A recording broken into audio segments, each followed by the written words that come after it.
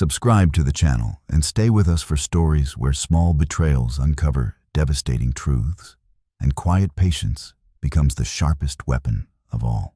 My wife forgot my birthday on the coldest day of February, when Berlin was buried under dirty snow and the wind cut through your coat like it had a personal grudge.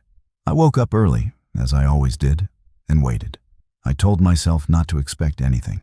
Expectations are how you get hurt, my father used to say, back when he still lived with us before he disappeared with a woman from his office and left my mother to explain to creditors why the bills hadn't been paid. Still, a part of me hoped. Mara rolled over, checked her phone, and groaned about being late for work. She kissed my cheek absently and rushed out the door without a word. No smile, no joke, no happy birthday.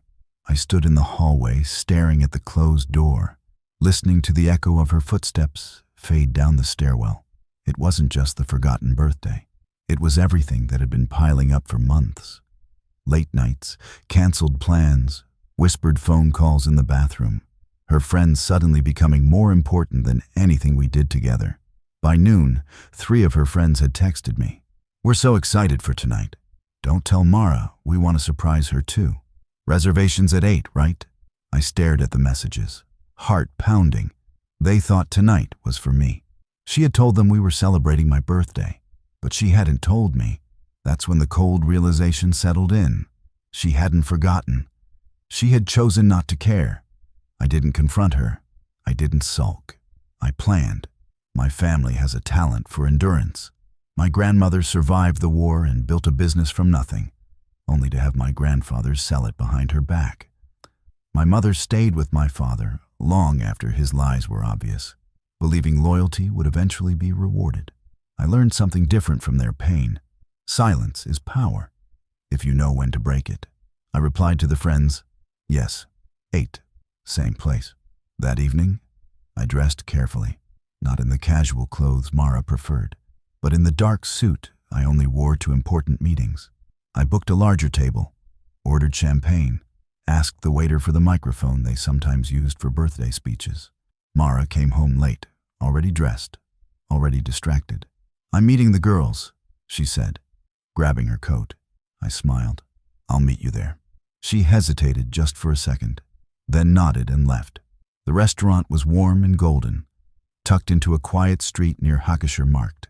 Her friends were already there when I arrived, laughing, sipping wine, expecting cake and candles. They greeted me with hugs. "Where's Mara?" one of them asked. "On her way," I said. When she arrived, her face drained of color when she saw me standing at the head of the table. "What is this?" she whispered, pulling me aside. "My birthday dinner," I said calmly. Her eyes darted toward her friends. "We need to talk later." "No," I said softly. "We need to talk now."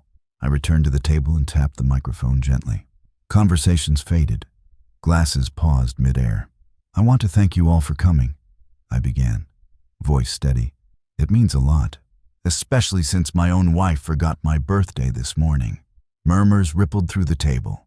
Mara stared at me, frozen.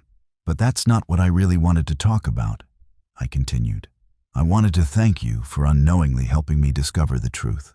I lifted my phone and connected it to the small speaker beside the table.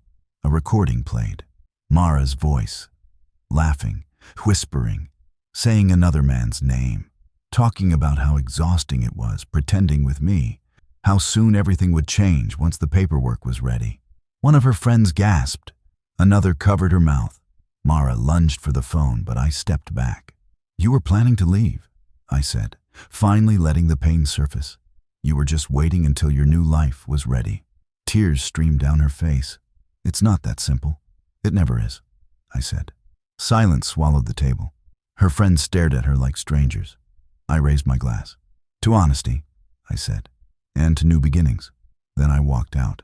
She tried to follow me, but her friends held her back, demanding explanations, asking questions she couldn't answer without exposing herself further. I went home to an apartment that suddenly felt lighter. The next weeks were brutal. She begged. She cried. She accused me of humiliating her on purpose. She was right. I had. But humiliation was only the beginning. Because her secret wasn't just the affair. It was money.